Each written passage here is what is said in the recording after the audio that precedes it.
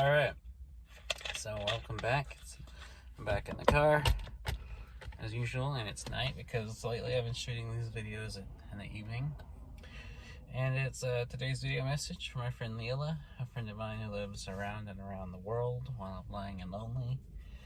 And I live in Oklahoma, and it's Tuesday, November the 23rd, 2021. And today's message, Lila, if you're watching this, is that I know that I'm quiet on social media, Twitter and Instagram, whatnot. But I hope you know that I'm always thinking about you, that I always miss you, that, just because we don't talk much doesn't mean I don't care about you, and that you're always in my thoughts, always. I'm always thinking about you all day and all night, and I hope you know that no matter what happens, I'm here for you, and I hope you know that I love you, and you're one of my closest best friends. You are my best friend, and I miss you during the day, and I think about you at night when I'm lying down to go to sleep. And I just imagine, us hanging out together and what that would be like, because, you live on the other side of the world, and I live on the other side of the world from you, and, and I often think about how nice it'd be if I get to fly out, out of the country to meet you, and I think about how nice it would be if we could talk in person, and all the things that we would talk about, and I think about, telling you all the stuff that goes on here in my hometown, and, I think about, how cool it would be to get to show you all this music I listen to, all these bands I listen to, like Minutemen and Sonic Youth and R.E.M. and They Might Be Giants, The Pillows, Pink Floyd, all of these great bands, and just like listening to them with you. Like I imagine what it'd be like to drive around, because I like to drive around listening to music. It's one of my favorite things. Driving and listening to music is one of my very favorite activities in life, and I love it just as much as I love doing things like watching TV shows or watching movies or reading books, or drawing or painting. Those are some of my very favorite things in life to do, and I love just driving and listening to music as much as I love doing those things. And I miss you, and I know that you've had your reasons for being quiet, and I know that you've been sick. I know you've had like a flu or a cold or something, and I'm hoping you get better. But still, when I get to talk to you, it's nice, and and I love doing these videos, these video messages for you. They're also one of my favorite things in life, recording these YouTube videos for you. And I hope that you like them. I hope that they're not boring, or I'm not annoying, or, I hope that, listening to these isn't, a nightmare. Because I tend to ramble on about stuff, and I feel like some of the things I talk about may not be that interesting. I feel like sometimes I get pretty nerdy, and I start rambling on about a topic that I'm like super absorbed in, and it may come off as pretty boring or annoying or uninteresting to an outside listener. Which is funny, because I've been thinking about starting a podcast, and I can only imagine nobody would want to listen to it if I did. I feel like that would be pretty annoying or boring, or not really get any really interest. But I would want to do it because it's just something that I would like to do, and like everything else I do, I just do it for myself first and foremost, and if other people enjoy it, then that's great. But I mean, I'm not really doing it for other people. Just all the stuff I do really is just for myself, more than anything. And and I really enjoy expressing myself, even if I'm really my only audience, you know. Because as much as I like other people enjoying the stuff I do, it's not really for them. You know, when I play music, it's, you know, for myself. I'm writing songs for myself to express myself, you know. And you know, when I'm making short films, it's, you know, for me first and foremost. I'm the audience I'm doing it for, you know. But if others enjoy it, then, you know, that's good. So, so yeah, doing these YouTube videos I do them for you, Lilla, but I keep doing them because I really enjoy them, and it's my way of talking to you, in a way that's, you know, kind of like having a conversation in person, or as close as we could probably kind of get it most of the time to actually talking in person. And I hope you're doing okay. I know you've been, like I said, I know you've been sick, but I mean, emotionally, I hope you're feeling better. From what you've been saying on Twitter, you seem to be kind of slowly getting back to, you know, feeling better, and, you know, and then realizing your self-worth, and that's great, and I'm very proud of you. You know, I'm very happy that you seem to be you're growing, and you're realizing that it's not you, it's them, you know, and you're really, you know, remembering your worth, and remembering, you know, that you are worth love, and you're worth affection, and, you know, and to love yourself as well. And I think that's great, you know.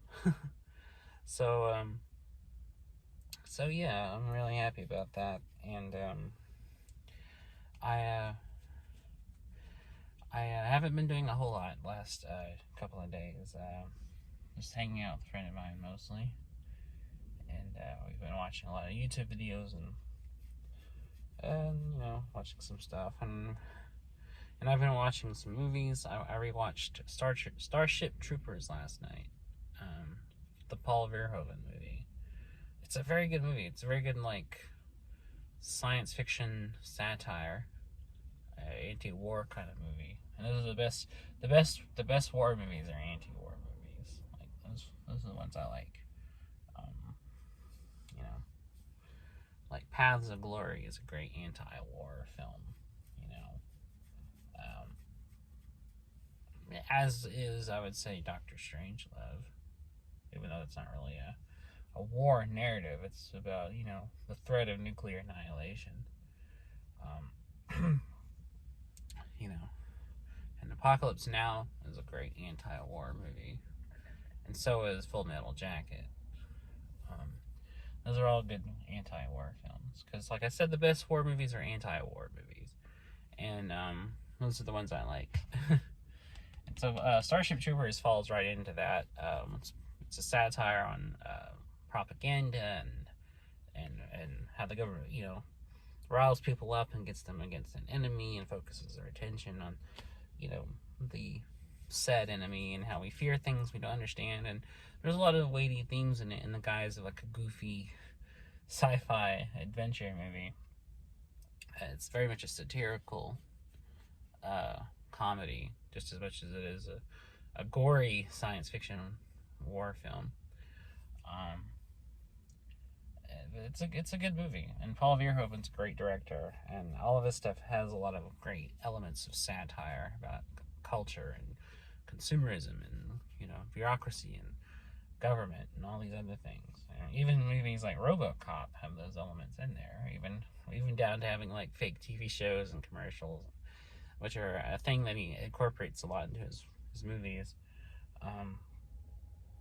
But Paul Verhoeven's a talented director. He's very good, you know, and he's an interesting guy.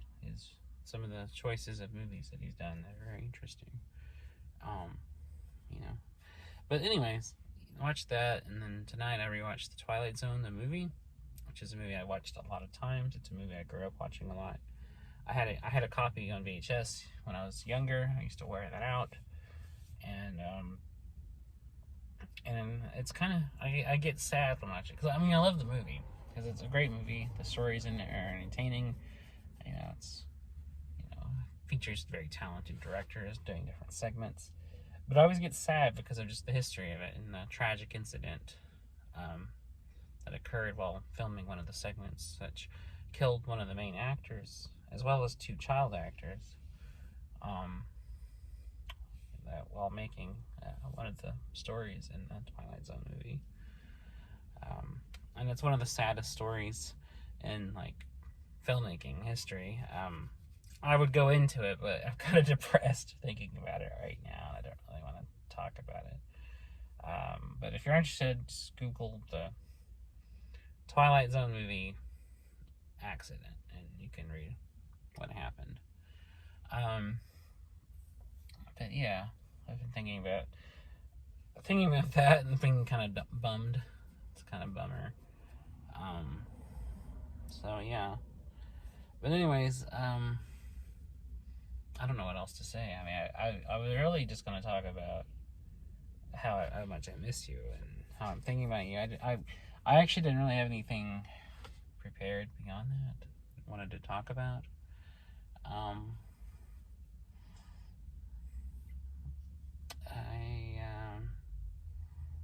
don't know. I am thirsty, I know that. This time of year, like, makes my mouth and my lips dry, and so I have to keep drinking water.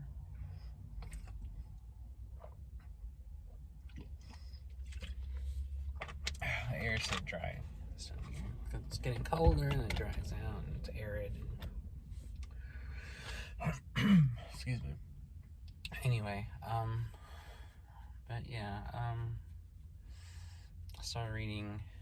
Well, I've been reading for a while. I've been reading off and on, but I started reading the first few pages again. I started rereading, because I lost my place. A novel called When the Wind Blows. When the Bow Breaks. Sorry. When the Bow Breaks by Jonathan Kellerman. It's the first thing I've read by him. It's the first book in a series. He wrote about a psychologist named Alex Delaware. And he's been writing this series for 30 years. It's the first book in the series, so I decided to... I've never read anything with Jonathan Kellerman, so I started reading this, and it's pretty good. I haven't really got into kind of what... Well, I've gotten into the mystery, like with the incident, but I haven't really gotten further than kind of talking to people surrounding the incident that starts off the mystery. But it'll be good. I can tell I like this novel, so I can tell it'll be a good series to kind of get into. Like I said, I think in yesterday's video or the day before, I've been wanting to really try to get into reading more and starting some series and reading, book series, that kind of thing. Oh, excuse me.